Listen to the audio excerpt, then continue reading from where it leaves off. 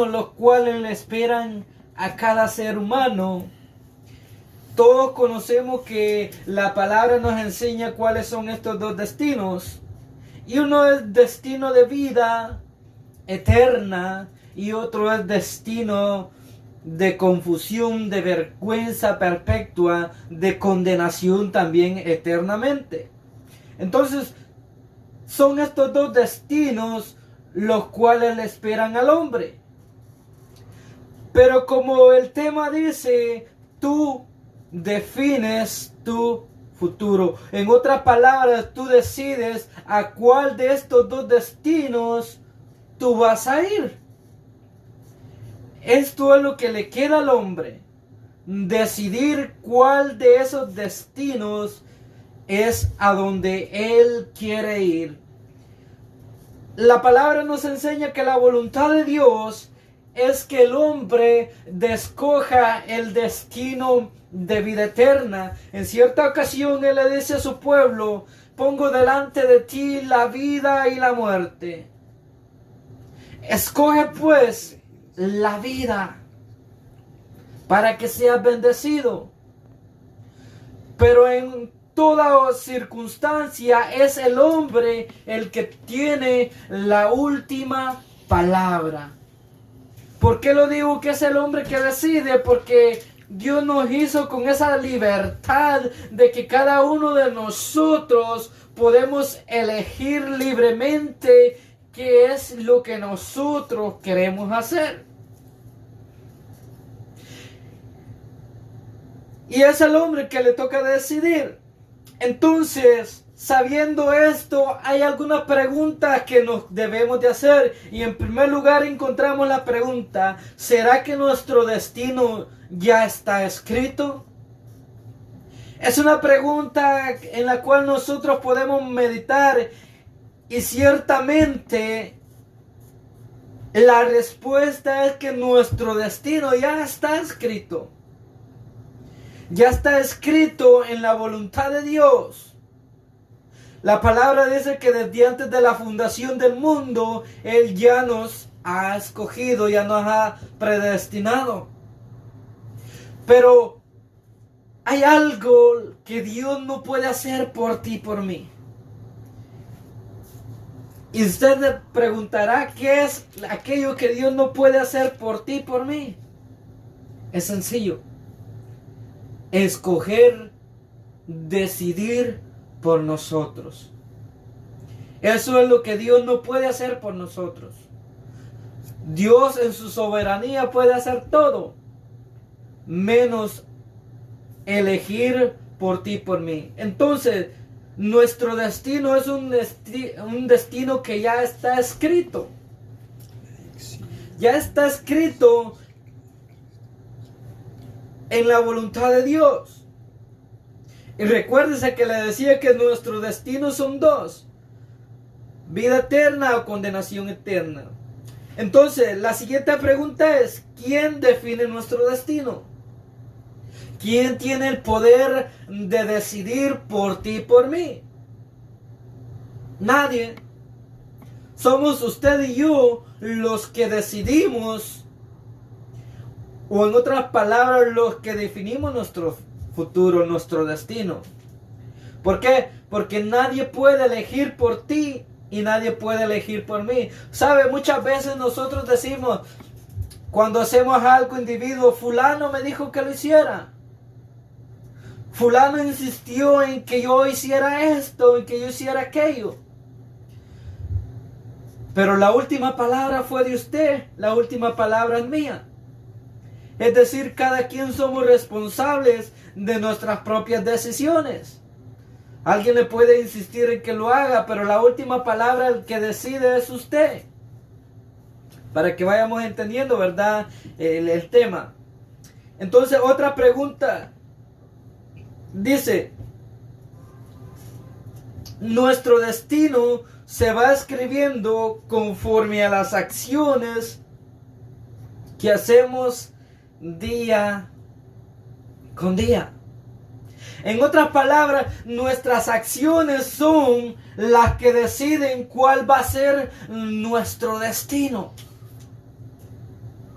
En otras palabras, aquellas cosas que nosotros practicamos van a ser las que deciden cuál va a ser nuestro destino, hacia dónde usted y yo vamos a ir a parar. Recuerde que estamos hablando en un sentido espiritual.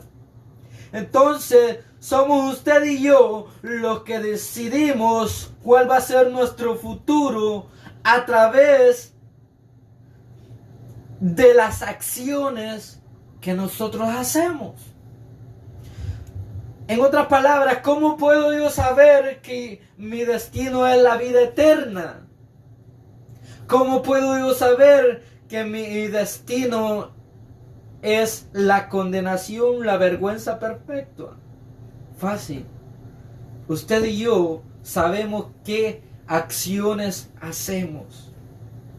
La voluntad de Dios, dice la palabra, que es que todos procedan al arrepentimiento para que se salven. Esa es la voluntad de Dios. Dios quiere, Dios está dispuesto. Dios hizo todo para que el hombre pueda alcanzar salvación y vida eterna. Pero el hombre le toca decidir. Y es que el tema, mi amado hermano, del destino es un tema muy controversial. A través de la historia ha sido un tema controversial. Porque hay algunos que se llaman salvos siempre salvos, que dicen que fueron predestinados para salvación y que media vez hayan aceptado a Jesucristo como su único salvador, ya son salvos y no importa lo que hagan después de eso. Pero también vemos que la palabra nos enseña que no debemos de descuidar una salvación tan grande. Entonces, como le digo, el tema del destino es un tema controversial, pero lo más importante, mi amado hermano, es que nosotros tenemos la palabra del Señor y a través de ella nosotros podemos fijarnos y meditar realmente cuál es el destino y cómo llegar a ese destino. En el verso 4 leemos que dice: según nos escogió en Él antes de la fundación del mundo, para que fuésemos santos y sin mancha delante de Él.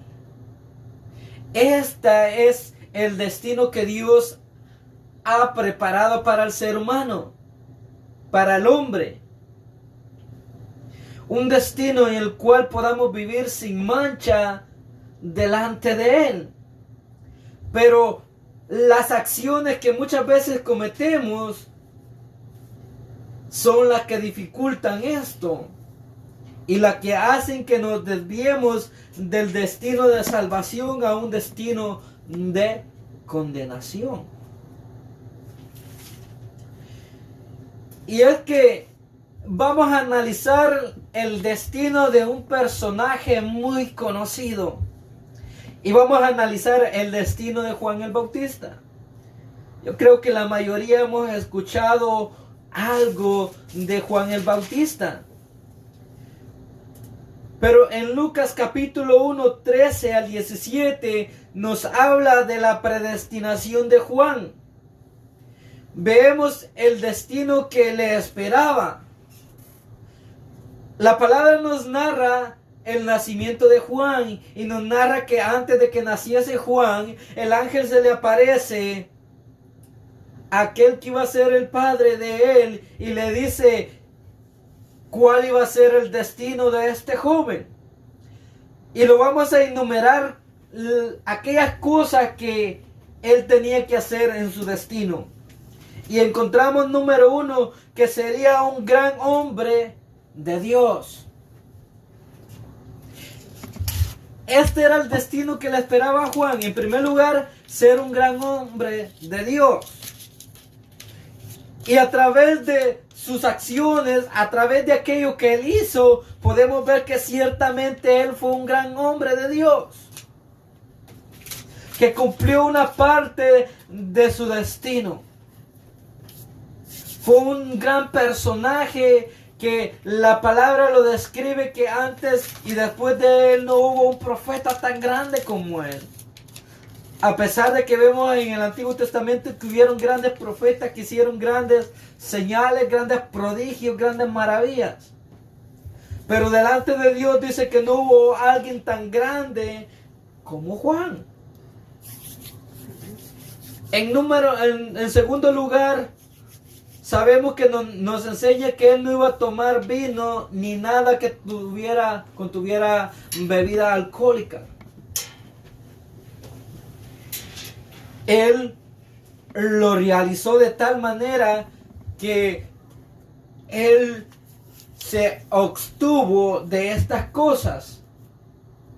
En tercer lugar, sería lleno del Espíritu Santo antes de nacer. Y podemos ver que la palabra nos enseña que cuando María, que ya estaba embarazada, que ya estaba esperando el nacimiento de Jesús, fue a visitar a su prima, dice que cuando ella la saludó, desde ese momento Juan fue lleno del Espíritu Santo aún antes de nacer. Ese era el destino que a él esperaba. Y hasta donde vamos viendo hasta este punto, estas tres partes de su destino ya se habían cumplido.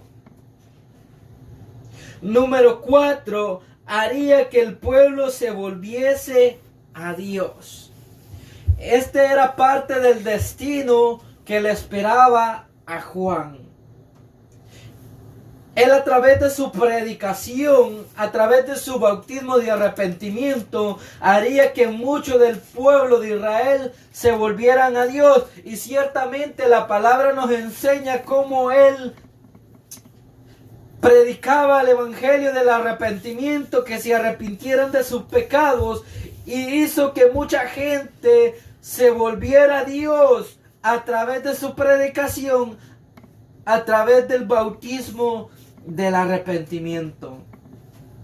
Y queda registrado esto en la palabra del Señor, que había multitudes del pueblo de Israel que venían a él en el Jordán para ser bautizados. Y todas aquellas ciertamente se acercaron a Dios. En quinto lugar, tendría el poder y el espíritu de Elías. Y en esta forma fue la que vino Juan. Juan vino envuelto en el espíritu de Elías, tanto que la gente se maravillaba, la gente se sorprendía. Y ciertamente el espíritu de Elías estuvo sobre él. En sexto lugar, él fue un guiador de desobedientes a la sabiduría. A través de su ministerio, él produjo un impacto que hizo que muchos de aquellos que vivían en una vida de desobediencia se volvieran sabios. Esa fue otra parte que él cumplió de su destino. Y en séptimo lugar tenemos que él prepararía al pueblo para recibir a Jesús. La gente pensaba que Juan era el Mesías. Pero ¿qué les dice él? No, yo no soy el Mesías, yo solo soy alguien que prepara el camino del Mesías. Solo soy una voz que clama en el desierto. Pero él decía, a la verdad yo os bautizo en aguas para arrepentimiento de pecados, pero tras mí viene uno que ese los bautizará en Espíritu Santo y fuego. Entonces Juan ciertamente preparó el camino para recibir al Mesías. El Mesías llegó, pero el pueblo no quiso creer en él. El destino de Juan era un destino difícil. Era una tarea difícil de realizar. Él tenía que hacer todas estas 7 cosas. Pero la pregunta es, ¿Juan cumplió su destino? ¿Sí o no? ¿Qué creen ustedes? Ciertamente Juan cumplió su destino. Juan cumplió el destino